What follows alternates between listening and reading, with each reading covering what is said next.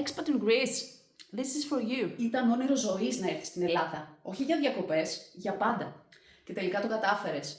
Έστησες τη ζωή σου εδώ, βρήκες το ρυθμό σου, έκανες την Ελλάδα σπίτι. Και όσο μάθαινες να ζεις εδώ, το όνειρο μεγάλωνε. Οι ανάγκες σου άλλαζαν. Ήθελες να έχεις το δικό σου σπίτι. Και τα προβλήματα ξεκίνησαν. Είμαι η Αθηνά Λεμπιδάκη, αρχιτέκτονας, και μετατρέπω τη δύναμη της φύσης σε χώρους που εμπνέουν και βελτιώνουν τη ζωή σου. Εμπόδιο νούμερο 1. Δεν μιλάς τη γλώσσα. Εντάξει, μπορεί να έχεις προσαρμοστεί στη χώρα, αλλά το ένα τζατζίκι παρακαλώ και το πούσο μαλάκα δεν θα σε βοηθήσουν να χτίσεις σπίτι. Η γλώσσα που αφορά τη μελέτη και την κατασκευή ενός κτηρίου μπορεί να είναι αρκετά πολύπλοκη.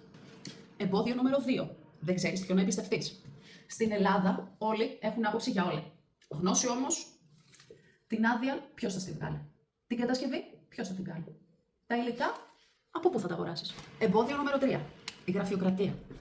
Αν υπάρχει ένα πρόβλημα που δεν μπορεί κανένας να υπερβεί, είναι η γραφειοκρατία. Αυτή η λερναία ύδρα που δεν πεθαίνει ποτέ. Εκτός κι αν έχεις κουμπάρους.